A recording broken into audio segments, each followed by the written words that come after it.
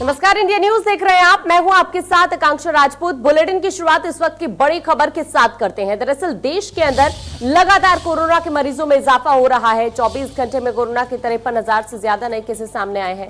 Corona मरीजों की अब संख्या 22,67,000 के पार पहुंच चुकी है। कोरोना से अब तक 45,353 लोगों की जान भी गई है। बड़ी खबर इस वक्त की कोरोना को लेकर आपकी टीवी स्क्रीन पर है। मरीजों की संख्या 22,67,000 के पार पहुंच चुकी है। 45,353 ऐसे लोग जो कोरोना की वजह से अपनी जान गंवा चुके हैं। पिछले 24 घंटे में कोरोना की वजह से 887 लोगों की जान गई है। बड़ी जानकारी कोरोना को लेकर हम अब तक पहुंचा रहे हैं। 4,197 केसेस उत्तर प्रदेश से भी सामने आए, लेकिन इसी कड़ी में जब देश का जिक्र कर रहे हैं तो पिछले 24 घंटे में पूरे देश से 53,000 केसेस कोरोना के सामने आए हैं और अब कोरोना मरीजों की संख्या 22,67,000 के पार पहुंच चुकी है। बड़ी जानकारी इस वक्त 45,353 लोगों की मौत अभी तक देश के अंदर कोरोना की वजह से हो चुकी है। पिछले 24 घंटे में कोरोना की वजह से 887 लोगों की जान गई है। बड़ी खबर इस वक्त कोरोना को लेकर आपकी टीवी स्क्रीन पर है। बहुत तेजी के साथ देश के अंदर कोरोना का जो संक्रमण है वो बढ़ता हुआ पिछले 24 घंटे में भी 53,000 नए केसेस कोरोना के सामने आए हैं और अब कुल संक्रमितों की संख्या देश के अंदर 22,67,000 के पार पहुंच चुकी है। 45,353 वो लोग जो कोरोना की वजह से अपनी जान भी गंवा चुके हैं।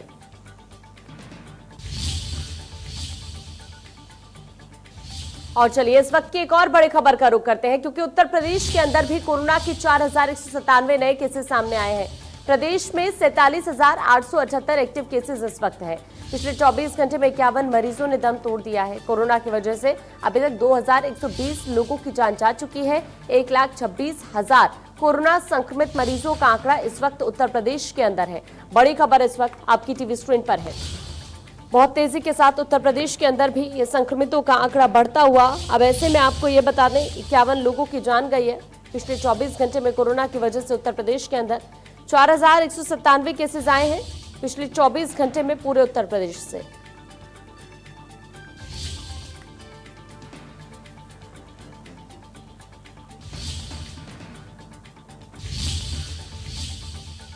और चलिए इसी बीच एक और बड़ी खबर का रुख करते हैं गोरखपुर से। दरअसल गोरखपुर के अंदर भी बहुत तेजी के साथ संक्रमण बढ़ रहा है। पिछले 24 घंटे में 235 नए केसेस कोरोना के गोरखपुर से सामने आए हैं। बड़ी जानकारी हम आप तक पहुंचा रहे हैं। देखिए पिछले 24 घंटे का आंकड़ा हम आपको बता रहे हैं। 235 केसेस नए सामने आए गोरखपुर से। कोरोना बम फूटा है गोरखपुर के अंदर। बड़ी जानकारी इस वक्त गोरखपुर से आपकी टीवी स्क्रीन पर है। बहुत तेजी के साथ गोरखपुर में कोरोना पैर पसारता हुआ 235 नए केसेस पिछले 24 घंटे में गोरखपुर से सामने आए हैं और यहां पर कोरोना मरीजों की संख्या 3,000 के पार पहुंच चुकी है। अभी तक इस जिले में कोरोना की वजह से 73 लोगों की जान भी जा चुकी है। एक्टिव मरीजों की संख्या यहां पर 1835 है। बड़ी जानकारी इस वक्त गोरखपुर से आपकी टीवी स्क्रीन पर। बहुत तेजी के साथ गोरखपुर के अंदर भी कोरोना से संक्रमित मरीजों में इजाफा होता हुआ 235 नए केसेस गोरखपुर से पिछले 24 घंटे में सामने आए हैं और यहां पर कोरोना से संक्रमित मरीजों का जो आंकड़ा है वो 3,879 इस वक्त है। जिले के अंदर बहुत तेजी से मृत्यु दर भी बढ़ रही है। 73 लोगों की जान अभी तक जा चुकी है कोरोना की वजह से। एक्टिव केसेस की यहाँ पर संख्या 1,835 है। बड़ी खबर इस वक्त गोरखपुर से आपकी टीवी स्क्रीन पर है। कोरोना पैर पसारता हुआ तेजी के साथ तमाम गाइडलाइंस का पालन होते हुए भी ये कोरोना जो लगातार पैर पसार रहा है। और चलिए अब बात करते हैं वाराणसी की, जहां पर इंडिया न्यूज की खबर का बड़ा असर हुआ है। दरअसल सीएम योगी के आदेश पर फल विक्रेता के घर पर पुलिस पहुंच गई। दरोगा के बुरे बर्ताव के लिए खेद भी जताया गया। पुलिस ने फल विक्रेता को हर्जाना भी दिया है। आरोपी दरोगा को इस मामले को लेकर सस्पेंड भी किया है। बड़ी जानकारी इस वक्त आपकी टीवी स्क्रीन पर वाराणसी से, जहां पर सीएम योगी के आदेश पर फल विक्रेता के घर पर पुलिस पहुंची और दरोगा के बुरे बर्ताव के लिए पुलिस की तरफ से खेद जताया गया। पुलिस ने फल विक्रेता को हर्जाना भी दिया है। इसके साथ साथ आरोपी दरोगा को सस्पेंड भी कर दिया गया है इस मामले को लेकर। वाराणसी से बड़ी जानकारी आपकी टीवी स्क्रीन पर है। इंडिया न्यूज की खबर का बड़ा असर देखने के लिए मिला है। प्रमुखता के साथ इंडिया न्यूज की तरफ से खबर चलाई गई थी, जिसके बाद सीएम योगी के आदेश पर फल विक्रेता के घर पुलिस पहुंची और दरोगा के बुरे बर्ताव के लिए खेद जताया गया। अब ऐसे में पुलिस ने फल विक्रेता को हर्जाना भी दिया है और इस मामले को देखते हुए आरोपी दरोगा को सस्पेंड भी कर दिया गया है। बड़ी खबर इस वक्त वाराणसी से।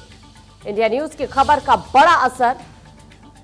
इंडिया न्यूज की तरफ से यह खबर प्रमुखता के साथ चलाई गई थी, जिसके बाद दारोगा के बुरे बर्ताव के लिए पुलिस की तरफ से खेद जताया गया।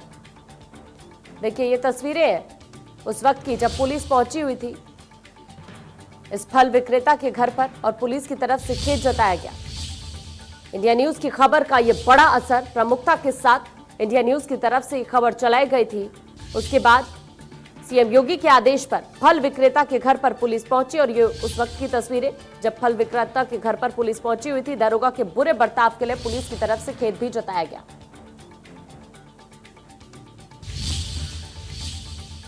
वहीं उत्तर प्रदेश में 2022 के विधानसभा चुनाव को लेकर तैयारियों में लगे दलों में अब ब्राह्मण मतदाताओं को अपनी ओर लेने की होड़ मची हुई है।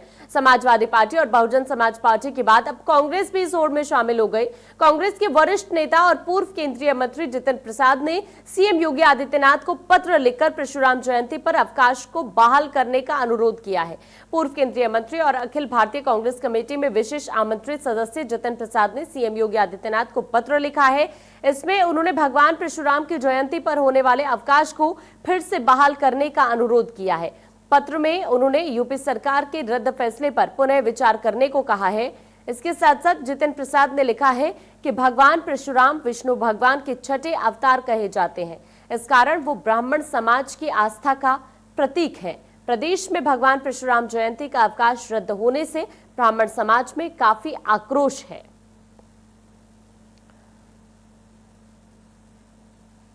ये दो तस्वीरें आपकी टीवी स्क्रीन पर, ये तस्वीर आप देख सकते हैं जो कांग्रेस की तरफ से पत्र लिखा गया है और भगवान परशुराम उन्हें याद आए। दूसरी तस्वीर सपा की तरफ से जो भगवान परशुराम की प्रतिमा लगाने की बात कही गई।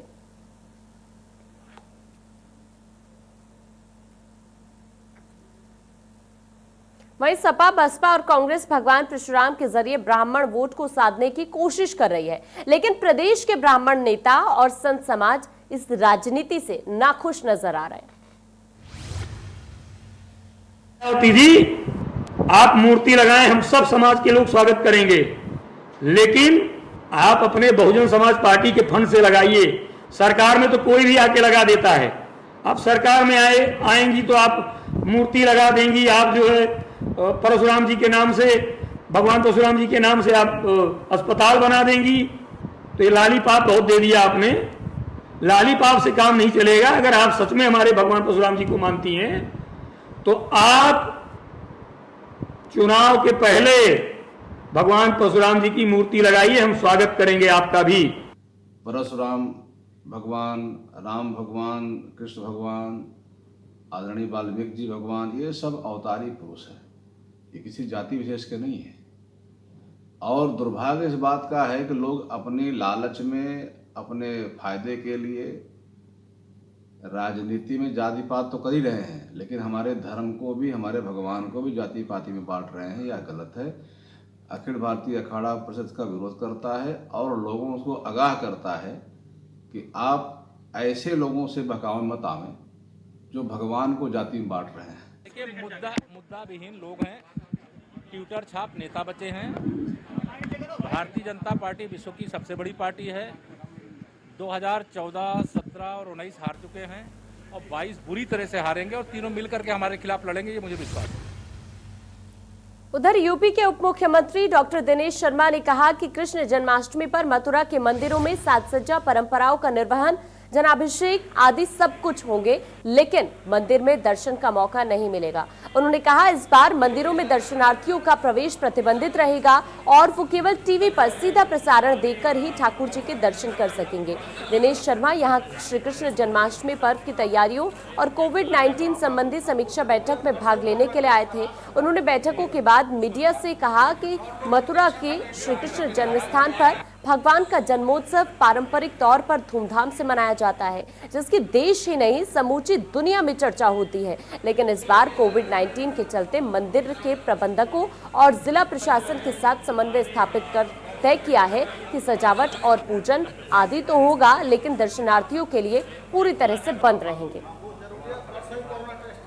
दरअसल डिप्टी सीएम दिनेश शर्मा पहुंचे हुए थे, जिनकी तरफ से मंदिरों का जायजा भी उन्होंने लिया और श्री कृष्ण जन्माष्टमी को लेकर ये तमाम बातें उनकी तरफ से कही गई। श्री कृष्ण जन्माष्टमी पर मंदिरों की साज सज्जा होगी, लेकिन श्रद्धालुओं को मंदिरों में आने की अनुमति नहीं होगी।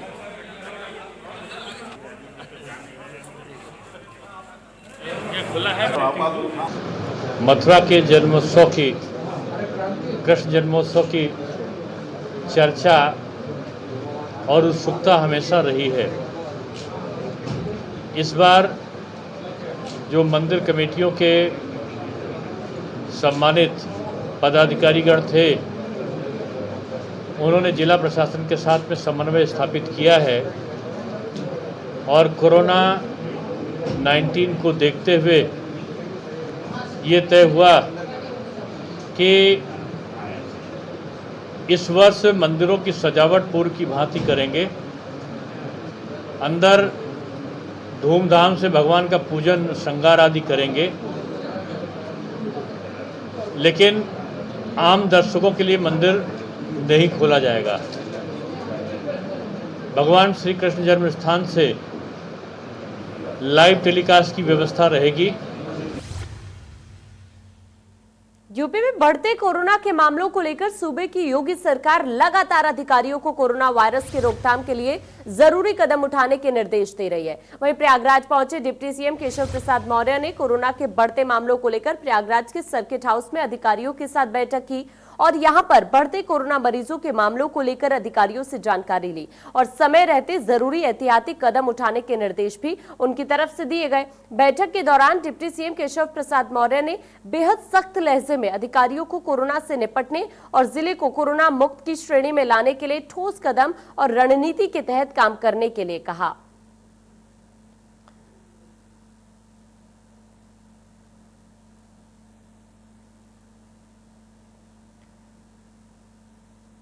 आयोजित की गई थी और इस बैठक का एक ही उद्देश्य है कि प्रयागराज और प्रदेश और देश जल्द से जल्द कोरोना से मुक्त हो। उसके लिए जो व्यवस्थाएं हैं उसमें बढ़ोतरी किया जाए, जो व्यवस्थाएं उपलब्ध हैं उसमें और अधिक सुधार किया जाए और सब लोग मिलकर के एक टीम वर्क और कार्य का बंटवारा करते हुए, कार्य का विकेंद्रीकरण करते हुए और प्रयागराज कोरोना मुक्त हो सकता है। और यहाँ की टीम ने आज यह संकल्प लिया और इसी प्रकार के निर्देश दिए। उधर उत्तर प्रदेश में लव जिहाद पर मेरठ कैंट से विधायक सत्यप्रकाश अग्रवाल ने विवादित बयान दे दिया।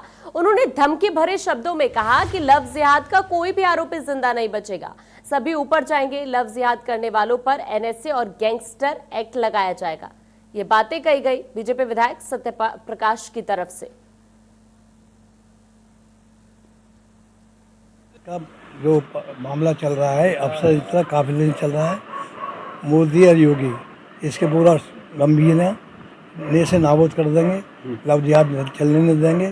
जो 2-4 घटना फिलहाल हो गई, जल्दी जल्दी में हो गई हैं, इनका नेसे नाबूद, कोई आदमी जिंदा नहीं बचेगा, सब साले ऊपर जाएंगे। लव जिहाद एक्शन लिया जाएगा, कोर्ट इसका एक्शन लेगी। कोर्ट से बढ़कर ना हमें ना कोई कोड़ा लगे, लेकिन जो उन्होंने कदम किए हैं उन कदम का जितना भी हम सख्ती से कर सकते हैं, जो हमारे पास साधन है उन सख्ती से निपटा जाएगा। उसके ऊपर भेजा जाएगा, ऊपर बाद में जो होगा लेगा, एनएस भी लगाई जाएगी, उनको गैंगस्टर भी लगाई जाएगी। ऐसा किया जाए धीरे से निकले अंदर सड़ जाए।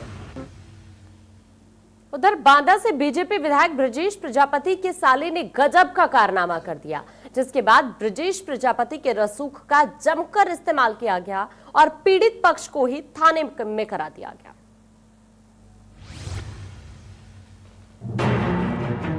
यकीन मानिए, झक्क सफेद बुशर्ट में बैठे इन महानुभाव का अगर आपको परिचय न दें तो इनको पीड़ित मानकर आप भी दूसरे पक्ष को पूछने लगे कि हाय देखो कितने मासूम इंसान पर अत्याचार हुआ। लानत मलानत करने का मूड बना रहे तो रुक जाइए। सिंहासन पर आसीन होकर अत्याचार की दास्तान सुनाने वाले का परिचय सुनिए। ये है बांदा के विधायक ब्रजेश प्रजापति, कमल वाली पार्टी के विधायक हैं और जो दुखराग सुना रहे हैं ये इनके साले साहब के कारनामों की उत्पत्ति। दरअसल हुआ यूं कि ब्रजेश प्रजापति के साले ने लखनऊ के तेलीबाग इलाके में अपने जिज्जा जी के ताकत की आजमाइश कर डाली। एक दलित परिवार पर टूट पड़ी। पीड़ित परिवार का कहना है कि जब माननीय के साले साहब का मन नहीं भरा तो अपने जिज्जा जी को फोन कर दिया। विधायक ब्रजेश प्रजापति के गुर्गे मौके पर पहुंच गए और फिर क्या था, अपनी सल्तनत में जमकर उत्पात मचा। पीड़ित समेत परिवार के सभी लोगों को जमकर केश प्रजापति, सुरेश प्रजापति, दिनेश प्रजापति, कौन है ये लोग? ये सब विधायक के साले हैं। कौन है विधायक? विधायक बीजेपी के? हाँ, बीजेपी के ब्रजेश विधायक। ब्रजेश हाँ। किस वजह से मारा आप लोगों को? अरे वो कोई मैटर नहीं था, ये अचानक से घर हमारे टूट पड़े, हमको पता नहीं, सब लाते घुसा, हम जान बचा के भगे। जिसके बाद विधायक जी के साले की शिकायत लेकर जब पीड़ित परिवार थाने पहुंचा तो विधायक जी के जिगर के टुकड़े पर जमकर प्यार बरसाया गया और पीड़ित पक्ष के बेटे को सरकारी मेहमान बना दिया। अपने साले साहब के ऊधम कांड पर विधायक जी का वाच भी सुनिए। हम लोग तो पीड़ित पक्ष है, हम लोग तो शुरू से ही पुलिस को सूचना दे रहे हैं। पहली ही कॉल मेरी एसएचओ को, मेरी पहली ही कॉल गई है और सिर्फ एसएचओ को ही नहीं, हमने डीसीपी साहब से भी कांटेक्ट करने की कोशिश करी, उनसे भी फिर हमारी बातें हुई है। सभी से मैं पुलिस से लगातार कांटेक्ट में था।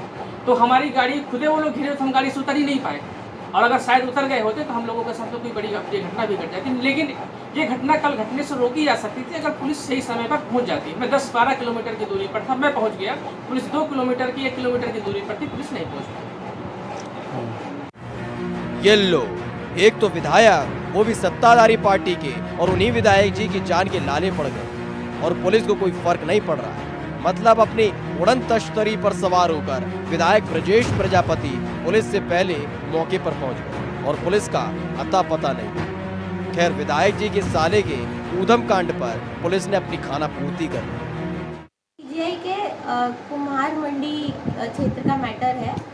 पूर्व में भी इसमें एक आपस में घटना घटित हुई थी, जिसमें कल के दिनांक में आपस में 2 लोगों में घटना हो रही थी, कहासुनी हो रही थी। इतने में एक कथित पत्रकार भी वहाँ पहुँचे और उनके द्वारा भी जो है कुछ लोगों को बुला लिया गया, तो बात जो है बढ़ा दी गई और दोनों तरफ से इसमें डॉक्टरी हो गई है। दोनों तरफ से जो तहरीर मिली है उसमें अभियोग पंजीकृत कर लिया है। और विधायक जी की बात है तो उनके परिवारी जन थे और बाद में अपने परिवार के उसमें वो आए थे, लेकिन इनके विरुद्ध कोई प्राप्त नहीं हुई है। विधायक ब्रजेश प्रजापति के साले ने इलाके में जो अति कर दी, उस पर खाकी की फौज के आका ने बयान देकर इतिश्री कर दी। लेकिन विधायक के साले ने इलाके में बता दिया कि सैयाई कोतवाल हों जरूरी नहीं, जीजाजी अगर विधायक हों, वो भी सत्ताधारी पार्टी के, तो साले को परमिट मिल जाता है स्वयं रचित ऊधम कांड रचने का। उधर अभय सिंह और मुख्तार अंसारी के बीच एक ऑडियो वायरल हो रहा है, जिसमें कृष्णा राय के गांव का भी जिक्र हो रहा है। आइए आपको भी हम वो ऑडियो सुनाते हैं। निकल गया था, दूसरे लोग गए थे, बदमाशी किया है, सब छोड़ो। अभी यहाँ पर वो हो गया, पता चला है, हल्ला हो रहा है कि गोली चल रही है, मुन्ना बजरंगी और ये सुनने में आया है।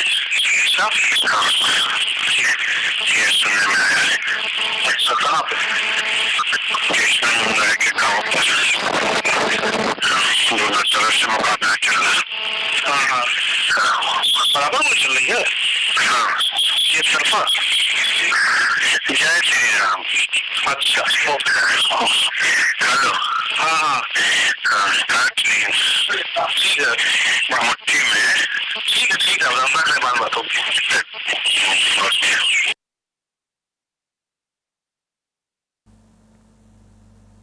तो इस वायरल वीडियो की माफ कीजिए, वायरल ऑडियो की हकीकत क्या है, इन्हीं सभी सवालों का जवाब जानने के लिए हमारे संवाददाता ने आईजी एसटीएफ अमिताभ यश से बात की है। वायरल ऑडियो की हकीकत आप जरा खुद सुनिए। एक ऑडियो वायरल हो रहा है जिसमें 2 लोग बात कर रहे हैं और चुटिया काटे की बात है। आखिर यह है क्या? माना यह जा रहा है कि शायद ये 2 डॉन के बीच की आपस बात हो, लेकिन वो 2 डॉन कौन है, चुटिया किसकी काटी गई, ये कब का है और ये लोग कहां से बात कर रहे हैं, इन तमाम मसलों पर बात करने हमारे मौजूद है अमिताभ यश साहब, जो कि आईजी एसटीएफ है। सर, एक ऑडियो सामने आया है जिसमें चोटी काटने की बात की गई है, 2 लोग बात कर रहे हैं, कब का है, चोटी किसकी काटी गई, कौन है ये 2 लोग? ये ऑडियो वर्ष 2005 का है। इसमें 2 अपराधियों के बीच में बात हो रही है। एक ओर से मुख्तार अंसारी है जो उस समय गाजीपुर जेल में थे, और दूसरी ओर अभय सिंह हैं जो उस समय फैज़ाबाद जेल में बंद थे।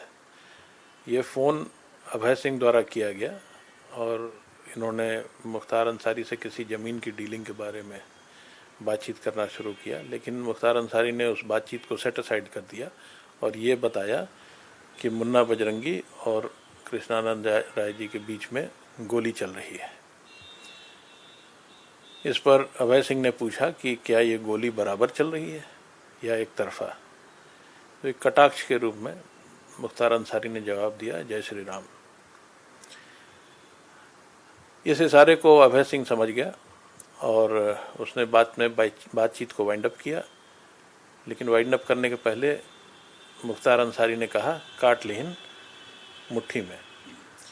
ये रेफरेंस था कृष्णानंद राय जी के बारे में, जो शिखा रखते थे और उनकी शिखा को राकेश पांडे द्वारा उनकी हत्या करने के बाद काट लिया गया था और बाद में जो जानकारी है कि मुख्तार अंसारी को दिया गया था एज अ गिफ्ट। और यही इस ऑडियो में रेफरेंस। शुक्रिया। तो आप थे अमिताभ यश साहब, जो आईजीएसटीएफ, इनका साफ तौर पे कहना है कि जो ऑडियो वायरल हो रहा है वो अभय सिंह और मुख्तार अंसारी के बीच की बातचीत का है, जिसमें मुख्तार अंसारी बताता है कि कृष्ण राय को मारने की कोशिश चली, मुठभेड़ चली है और आखिर में वो बताता है कि कृष्ण को मार दिया गया। तो एक तरीके से एक बड़ा ऑडियो क्लिप को इंटरसेप्ट किया था एसटीएफ ने 2005 में। ये बताता है कि एसटीएफ किस तरीके से अपने टास्क को कमिट करती थी और किस तरीके से उसको अंजाम देती थी। वीडियो जर्नलिस्ट हरिओम के साथ खुर्रम जामी, इंडिया न्यूज लखनऊ। चलिए फिलहाल इस बुलेटिन में इतना ही। देश दुनिया की बाकी खबरों के लिए आप बने रहिए हमारे साथ।